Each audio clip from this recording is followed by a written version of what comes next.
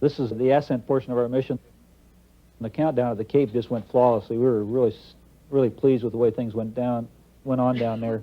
The engine's starting. You can see the shock waves come out of the throats of the nozzles. The nozzles vibrate. The engines get up and stable in about 6 seconds.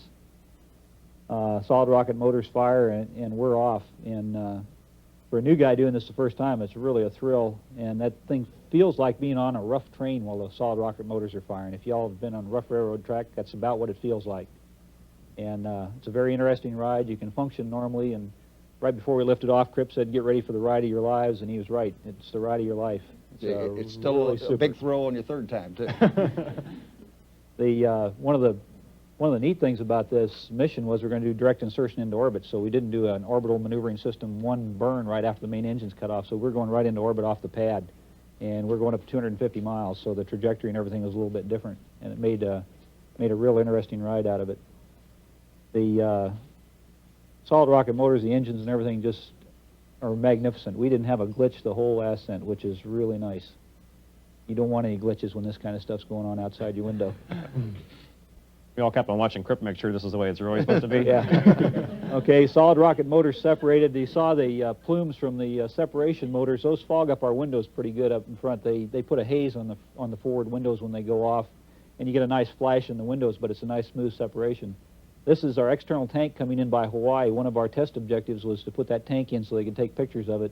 This is the tank breaking up just south of Hawaii.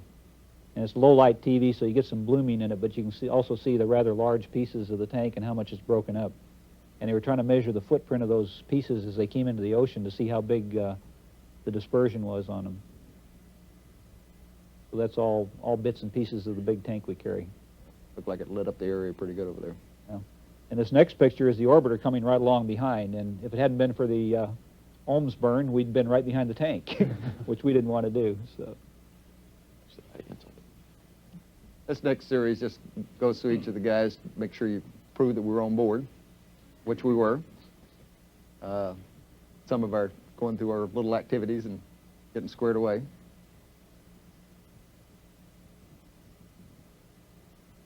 That shot shows Ox with the Linhof camera we had on board. It's the first time we've flown that. It's got a 5-inch by 4-inch square format that really makes some nice pictures. That Texas coast picture we saw a while ago was shot from that. PJ? On day 2, we started a sequence of RMS activities that would result in the deploy of LDEF, and can't say enough about our Canadian friends that built and designed the RMS. It's just a beautiful flying piece of hardware. This is the starboard grapple fixture of LDEF that we used for the deploy, and essentially that payload's tied down in the bay with some latches, and once the RMS has it securely grappled, Crip released the latches, and we pulled it out and put it through its paces for a couple hours, and very steadily poised the orbiter in the right attitude and released the payload rates. LDEF is unique in it is a very simple payload, no gyroscopes or anything like that nature on board, and it was incumbent upon us to release it without tipping it or getting any kind of motion started. We hope that the next 10 months to a year it will stay in this exact attitude that we left it in for recovery. We also carried a unique camera on board that's referred to as IMAX that shoots a 70mm movie film, and here it shows a scene with me loading the magazine and running it through. It's about 1,000 feet of film in a mag. TJ? I had a lot of explaining to do what I was doing within the bag here. Every time they saw me at the mid deck, I was in the bag, but that's what we used to change the film out from the can into the magazine. We were getting ready for the rendezvous here on day 3, and we got excellent support from the ground all the way in, and the onboard system worked just fine. We made the rendezvous without any problem at all. This is in the bay in the MMU, getting ready to take off for the satellite. See the T-pad sticking out there in front. Flight over to the satellite was just like we'd practiced in the simulator, except the view was a little better. And see, we were a little closer than the 200 feet that we'd planned, and so I only did a 2 potato burn instead of a 2.5 potato burn, so I went a little slower than. But all that felt very comfortable from my standpoint of watching the satellite and watching Pinky do the flyover just like we planned it.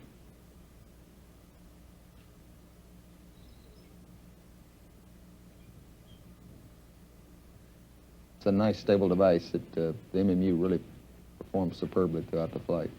The MMU was really a very, very nice machine to fly. You could put it wherever you wanted. Flying up on the satellite was just like we'd done in the simulator, all the way up to the point here where we attempt to do a dock, and the T-pad hits that little pin that's sticking out and bounces right off.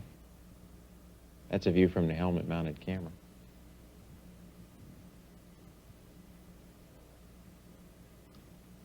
The satellite initially was rotating at about 9/10 of a degree per second about its long axis before the attempts to grapple it.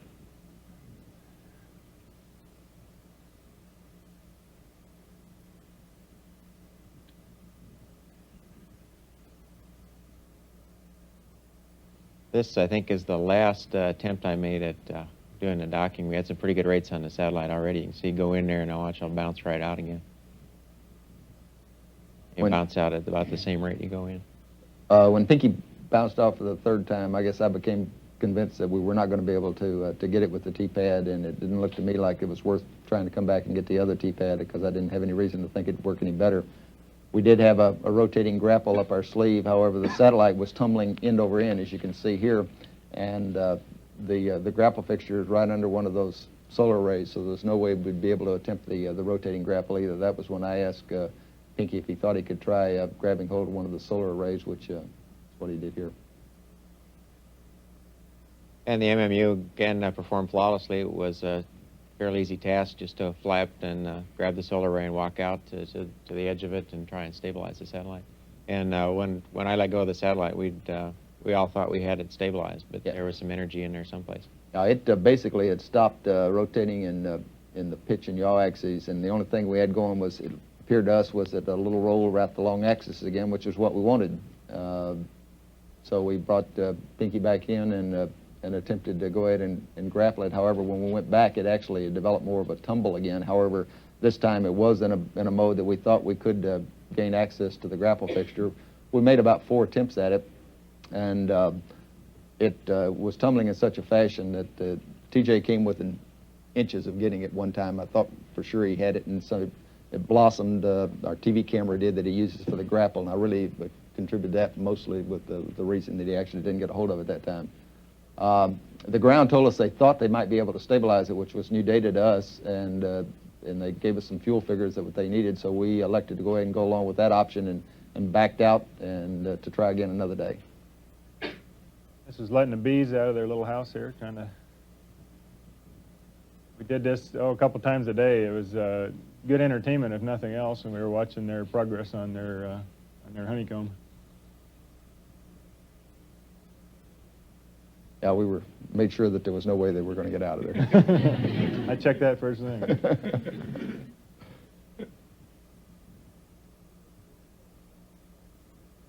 This is a little bit of in-flight repair with the EVA power tool. We weren't programmed to use it inside the vehicle, but it turned out as a really good way to take off and put on panels so that we can get at some filters inside the vehicle and clean them. And Pinky did most of the work, but this is just me doing some, putting some in just for practice.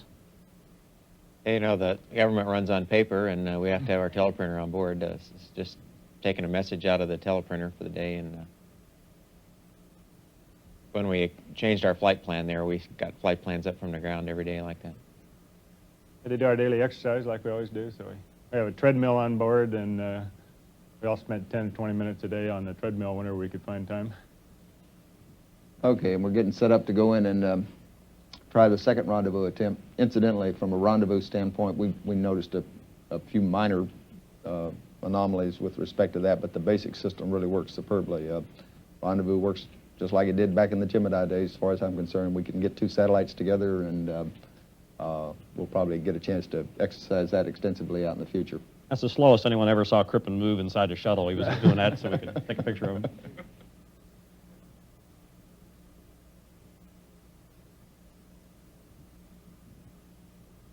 Intrepid pilot.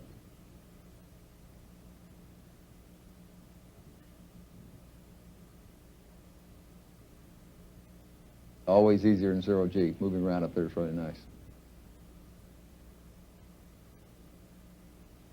put on the seatbelt just to hold me in the seat while we were doing some of our burns. Notice it takes a few books to do that operation. We got them spread out everywhere.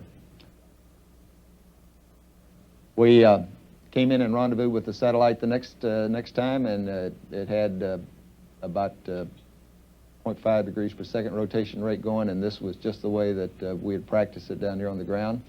Maneuvered in, and TJ grabbed hold of it with no problems whatsoever. That's it, the gold thing outside the window there. And you can also see the arm moving in the other window, so that was right about the grapple time. This is the solar max stowed in the flight service structure, and just the way we wanted to see it in the first day, but we finally got it there. This is the guy we called Oscar. This was the third spacesuit we had on board. Just show you what it's kind of a demonstration here, just how easy it is to move things around. This weighs about 375 pounds. This is where the guy said, "Oh, that feels good." Been in there all this time. Spacesuit comes in basically about 4 pieces. Here, you take his pants off, and it's got 2 gloves and a hat. It's we had excellent luck with our spacesuits. Mine was absolutely no problem at all. Pinky had a little problem with his air conditioner, but in general, the suits work really well. It's the Solar Max when it's rotated down, and then it's twisted around so that we can get at the operating end of it, so we can do our repair. The structure that this thing sits on, the flight support structure, was built up at Goddard, and it worked very well. Scobb was our valet for the EVAs. We couldn't have gotten in and out of the suits in a real efficient manner without Dick. He helped us a lot. This was about the only films we got of the change out on the ACS module. We did most of it in the evening there before we came up to the light. These guys were going so fast we couldn't take any pictures. Slow down, we'll get some sunlight. You can see the big blue tool there is the module servicing tool. This is like a big torque wrench. And the satellite was built to be serviced in space on these particular elements, so it was a fairly easy job to do. It's a matter of sticking this tool into the hole there where the screw was, this big Acme screw, unbolting it, and there was only 2 screws holding each one.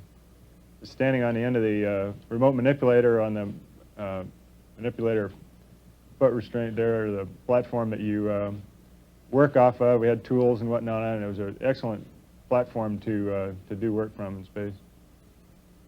Either TJ, and we even let Crip fly me around a little bit. Yeah, they even let the old CDR drive around. This is up working on the main electronics box. Mickey and I took turns standing in there and working on it. Again, it's really a nice machine. This is from the helmet-mounted camera, just how many wires are in there. I don't even know how many there were, but there's a whole bunch of wires. This is the part I think I mentioned to you folks. If there was anything I really didn't think that we might be able to do, was to change out all these little electrical connectors, and these guys made it look like a piece of cake, just like they'd been doing it all their lives. There's 11 connectors, and each one of them had up to like 78 wires in it. But it turned out to be, after all the training we did, it really wasn't very difficult. Interesting thing was looking inside that box there, inside the satellite, there's a whole lot of parts in there. Now, the reason they made it look easy was that they practiced it enough. They'd done that task hundreds of times. This is doing a survey of the satellite before we redeployed it. That was really quite a ride to get put up on a pedestal like that. I was having a lot of fun driving Pinky and Ox around it. For a while there, I thought I was having more fun than they were, but I'm sure I wasn't. And then cap it all off, got to fly around the MMU and do an engineering test flight on it. We're looking at center of gravity offsets and things like that, but in general, as it seemed, I was having a real fun time in it. It's a fine machine. It flies just exactly the way you want it to, and I think we'll get a lot of use out of it in the future.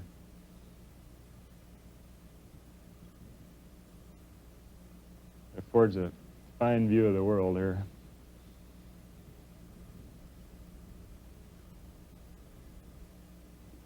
You see the 2 little lights on the side of my helmet. We had helmet-mounted lights to illuminate the work you're doing at night, and they work extremely well, too. They're just battery-powered lights.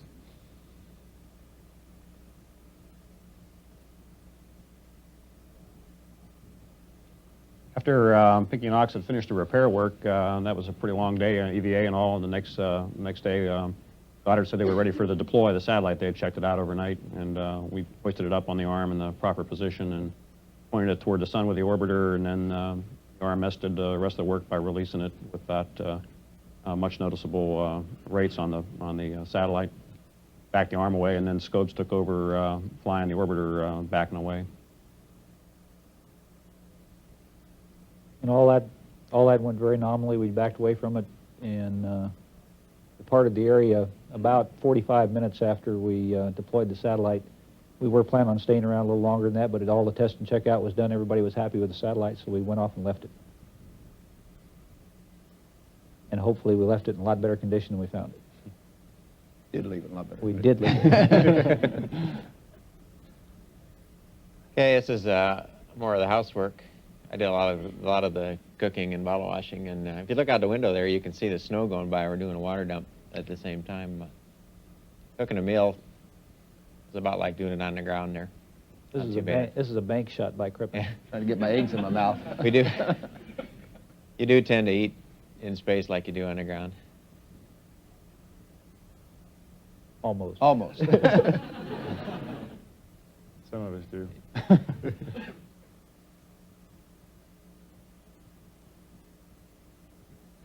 Land shark. Scobe's got all the dried fruit in the pantry there. Nobody else seemed to like it, Stuffed but it it all was really down.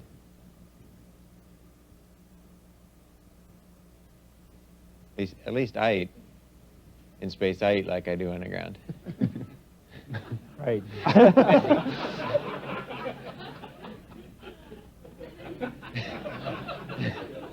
So did Ox. So does that. That was a real rotating grapple, oh boy. Yeah, we gave us time to play up there, too. Finally, they told us we had to come home and quit playing them. We had to wave off once. I had lots of practice of that, having done it on my last flight, so it worked exactly the same way. No problems at all. Just tell us where you want to land. These are 16 millimeter motion picture taken out of the overhead window. This spike thing was just sat over the middle of the payload bay during the whole entry, which was at night. It's a big shock of some sort, and all this flashing and burning was going on around it. I kept tapping everybody on the shoulder trying to get them to look at it. They were busy flying the orbiter.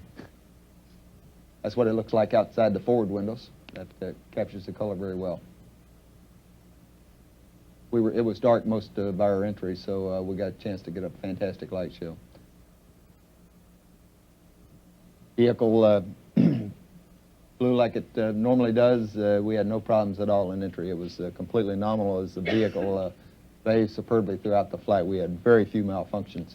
Lighting was such that we couldn't pick up many landmarks visually until we came overhead Edwards. About 45,000 feet, we began to pick up normal landmarks. There's deploying the gear at about 300 feet. And we were using lake bed runway 17, and that all went very nominal as far as we were concerned.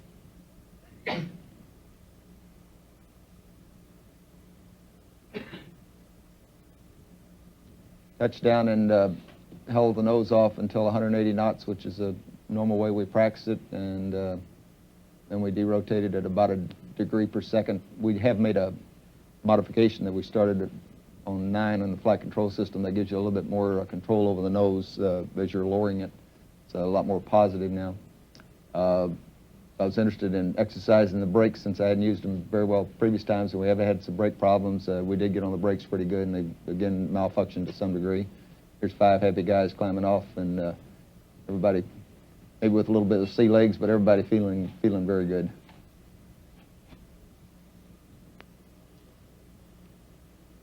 And that concludes our movie and presentation.